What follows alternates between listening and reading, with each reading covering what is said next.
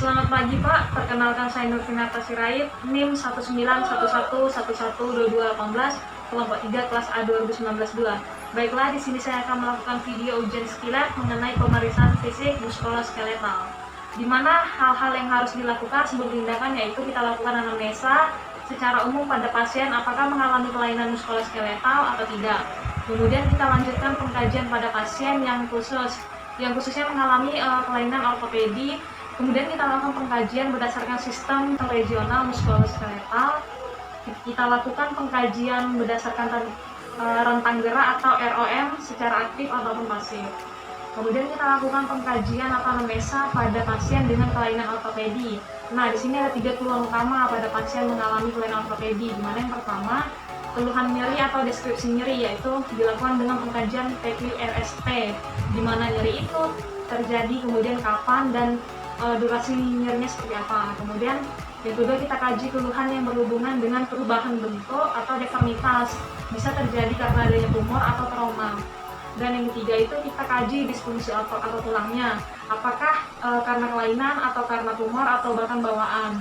Kemudian kita lihat riwayat penyakit terdahulu maupun riwayat keluarga. Selanjutnya kita lakukan pengkajian fisik muskuloskeletal atau bagaimana pasiennya berjalan, apakah ada kelainan saat pasien berjalan seperti bahunya naik sebelah atau pelvisnya turun. Nah, ada 3 hal yang kita lihat dari cara berjalannya, yaitu analgic gait, kemudian step back gait, dan Trendelenburg gait. Kemudian kita lakukan pemeriksaan tonus otot atau kekuatan otot, di mana kita lakukan ketika pasien dalam kondisi rileks, dan bisa kita lakukan ketika pasien dalam posisi berbaring atau duduk. Nah, ada beberapa indikasi. Yang pertama itu pada pasien yang sudah tidak baring lama atau pada pasien yang mengalami stroke atau bahkan kelumpuhan. Oke, selanjutnya kita akan mulai cara melakukan pemeriksaan tonus otot. Cara melakukan pemeriksaan tonus otot, di mana untuk nilai tonus otot itu terdiri dari 5, 4, 3, 2, 1, dan 0. Untuk nilai 5 itu pasien dapat melawan gravitasi dan melawan tekanan. Ibu silakan tangannya diluruskan dengan atas ya. Saya akan memberikan tekanan. Nah, di sini dapat kita lihat bahwa pasien dapat, silakan diturunkan Ibu, dapat melawan gravitasi dan melawan tekanan yang saya berikan. Kemudian untuk nilai 4, pasien dapat melawan gravitasi namun tidak bisa melawan tekanan yang saya berikan. Ibu silakan tangannya dinaikkan kembali dan saya akan memberikan tekanan.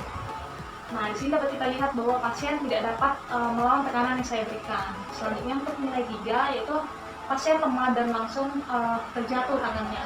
Ibu silakan tangannya dinaikkan. Nah, tangan pasien dapat kita lihat bahwa setelah dinaikkan tangannya langsung terjatuh. Dan untuk nilai 2, pasien tidak mampu mengangkat tangan, tapi masih ada kemampuan untuk menggeser ataupun menggerakkan tangan. Ibu silakan tangannya dinaikkan. Nah, di sini dapat kita lihat bahwa pasien tidak mampu untuk menaikkan tangannya, namun mampu untuk menggerakkan tangannya. Selanjutnya untuk nilai 1, pasien itu nggak dapat mengangkat tangannya, namun ketika kita raba ada usaha pasien untuk mengangkat tangannya. Ibu silahkan tangannya dinaikkan. Nah, di sini dapat saya rasakan bahwa pasien memiliki usaha untuk mengangkat tangannya. Dan untuk nilai 0 itu tidak ada pergerakan sama sekali. Nah, untuk nilai 0, 1, 2, kita lanjutkan pemeriksaan pada bagian atrofia otot. Caranya, kita cek terlebih dahulu otot yang ada di tangan kita dengan cara yang pertama, kita pegang dan lakukan fleksi pada tangan kita. Kemudian kita rasakan pergerakan otot di tangan kita. Nah, jika sudah terasa pergerakan otot di tangan kita, bisa kita lanjutkan kepada pasien. Ibu silakan tangannya diluruskan kembali seperti tadi. Nah, kemudian di sini kita minta pasien untuk menggerakkan tangannya. Ketika bisa menggerakkan pergerakan otot di tangan di lengan pasien dan sama dengan pergerakan otot di tangan kita tadi, maka pasien tidak mengalami atrofi otot.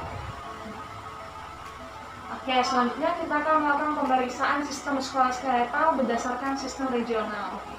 Di mana yang pertama itu kita lakukan inspeksi dan kemudian kita palpasi secara umum. Untuk melakukan inspeksi pada bagian kepala dan leher, kita lihat apakah pasien itu ketika datang dia berjalan dengan baik. Dan tadi saya melihat bahwa pasien berjalan dengan baik. Kemudian kita lihat pada bagian kepalanya, apakah bahu kanan dan bahu kirinya simetris atau tidak. Kemudian kita inspeksi, kita lakukan dari bagian depan. Setelah itu kita lakukan palpasi, yaitu atau perabaan pada bagian kepala dan leher. Nah, Ibu silakan untuk membelakangi saya. Nah, di sini kita berada di belakang dari pasien. Kita posisikan tangan kita dengan benar, yaitu dengan cara 2 jari berada di bahu, posisi tangan seperti ini. 2 jari berada di bahu, 2 jari berada di leher, dan 2 jari jempol ini berada di tulang spinal atau cervical. Di sini kita untuk menelusuri ke bawah apakah ada benjol atau tidak. Ibu permisi ya Ibu. Kita telusuri dari bagian cervical atas hingga ke bawah. Nah, di sini dapat saya rasakan bahwa tidak ada benjolan pada pasien. Oke, selanjutnya untuk kedua jari yang berada di bahu tadi ini, kemudian kita telusuri, kita naikkan ke depan, kita telusuri dari bagian leher sampai ke kelenjar tiroid untuk melihat apakah ada benjolan atau tidak.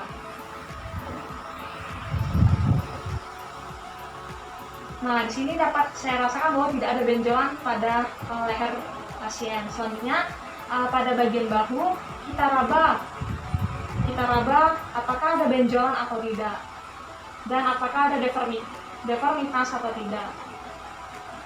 Nah, di sini juga tidak terdapat suara klik ataupun papan tulang ataupun deformitas. Selanjutnya kita lakukan pemeriksaan pada bahu kanan dan bahu kiri, di mana tangan kita berpindah ke satu sisi kanan atau kiri.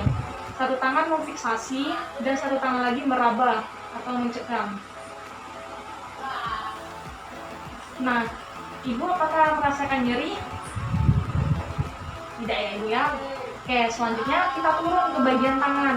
Kita minta pasien untuk mengangkat tangan untuk kita periksa apakah pasien itu mampu mengangkat ke arah samping, ke bawah. Ibu silakan tangannya diluruskan. Iya, sebentar ya Ibu. Silakan Ibu tangannya bisa diaren ke belakang, ke bawah. Iya. Nah, di sini pasien dapat melakukannya. Selanjutnya kita lakukan pemeriksaan bagian siku dan tangan pasien, di mana pertama kita inspeksi atau kita lihat dulu apakah ada benjolan atau tidak. Ibu silakan diluruskan kembali. Di sini saya lihat bahwa tidak terdapat benjolan atau tidak ya. Kemudian kita tanyakan pada pasien, apakah pasien dapat melakukan pergerakan siku. Kemudian kita lakukan pemeriksaan di bagian tangan. Ibu, sikunya dapat digerakkan? Ya, tapi bisa ya Ibu ya. Oke, selanjutnya kita minta pasien untuk melakukan pergerakan pada leher seperti abduksi, rotasi dalam dan luar. Ibu, silakan melakukan abduksi, yaitu kepala menengadah ke atas. Nah, kemudian abduksi ke bawah Ibu. Oke, selanjutnya kepala rotasi berputar Ibu. Nah, di sini dapat kita lihat bahwa pasien dapat melakukan tindakan tersebut. Kemudian kita minta pasien untuk duduk tegap dan kita lakukan pemeriksaan di bagian punggung. Pertama kita lihat atau kita inspeksi apakah pasien mengalami kifosis, contohnya kifosis Ibu, yaitu membungkuk. Nah, seperti ini. Kemudian lordosis, yaitu menengadah terlalu ya. Kemudian itu skoliosis, yaitu membentuk seperti huruf S. Dan gibus, yaitu terdapat punuk di bagian tulang cervicalnya. Oke, selanjutnya kita lakukan perabaan dari punggung sampai ke bagian abdomen, di mana tujuannya itu untuk mengetahui apakah ada deformitas, benjolan atau bahkan kelainan pada tulang pasien. Permisi ya Ibu. Di sini kita raba sampai ke bagian abdomen. Nah, kemudian kita lakukan juga di bagian depan atau di bagian dada, depan. Ibu silakan menghadap ke saya Ibu.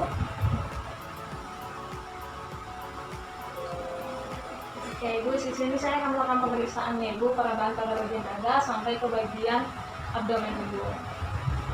Caranya sama seperti yang tadi, yaitu kita melakukan perabaan sampai ke bagian abdomen. Ibu silakan ditarik nafasnya. Nah, di sini sudah Ibu, silakan dibuang. Di sini kita lakukan penangkapan dan kita minta pasien tarik nafas tadi, tujuannya untuk menilai kekuatan otot dari si pasien di bagian abdomen pasien. Ini kita lakukan pemeriksaan pada bagian kaki. Kita minta pasien untuk berbaring dan kita lakukan pengukuran apakah ada kesenjangan antara kaki kanan dengan kaki kiri. Kemudian untuk mengukur panjangnya atau bahkan apakah ada kelainan pada bentuk seperti femurnya lebih panjang daripada betis atau bahkan sebaliknya. Kemudian ada dua cara dalam melakukan perbandingan pengukuran ini. Kita ukur jarak antara sias dan malleolus. Pertama dari sebelah kiri, dari malleolus kiri ke sias kiri, kemudian malleolus kanan ke sebelah sias kanan. Nah, setelah itu kita lanjutkan pengukuran dari antara malleolus kiri menuju pusat. Ibu lihat di tangannya. Kemudian malleolus kanan ke arah pusat. Nah, di sini hasilnya adalah sama.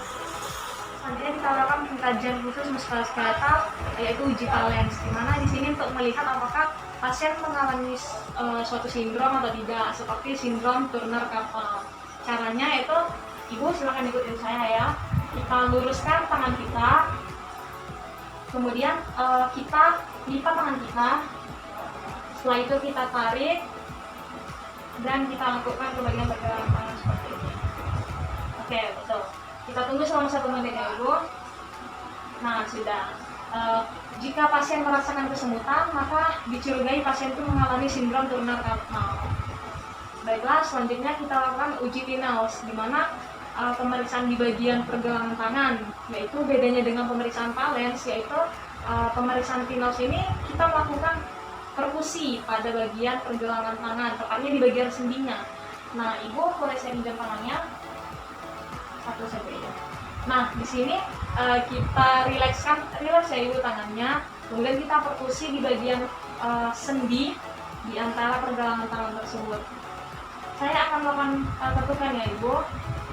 Ibu silakan bilang sama saya kalau ibu mengalami kesemutan. Kita lakukan ketukan sebanyak 3 kali. Bagaimana ibu, apakah rasa kesemutan? Oke. Jika setelah kita atau selama kita melakukan perkusi atau melakukan tekanan pada pasien pada tangan pasien, maka disebut finalnya itu positif. Namun karena pasien mengatakan tidak ada kesemutan, maka finalnya itu negatif. Selanjutnya kita lakukan pemeriksaan refleks patella, di mana kita minta pasien untuk memposisikan kaki dengan rileks. Ibu, di sini saya akan melakukan pengecekan refleks patella ya ibu. Kakinya silakan dirilekskan nanti, karena saya akan memberikan ketukan atau palpasi pada area lutut ibu. Nah, di sini sudah ya ibu. Di sini dapat kita lihat bahwa refleks yang diberikan itu adalah positif atau baik. Selanjutnya kita akan melakukan pemeriksaan tanda benjolan, yaitu tanda benjolan ini kita lakukan dengan cara kita lakukan fiksasi seputar patella menggunakan tangan kita, kemudian kita gerakkan patella apakah ada cairan atau tidak. Nah, jika tidak berarti tidak ada tanda benjolan. Kemudian yang terakhir kita lakukan untuk pemeriksaan tanda balon, yaitu kita fiksasi juga, kemudian kita rasakan kembali apakah ada pergerakan cairan atau tidak. Nah, indikasinya ini untuk melihat apakah ada tanda penumpukan cairan pada patella pasien, seperti karena mengalami kelebihan cairan atau karena pasien mengalami kelainan pada peredaran darahnya. Sekian video ujian saya, mohon maaf jika terdapat kesalahan dalam pembuatan video. Sekian, terima kasih, selamat pagi.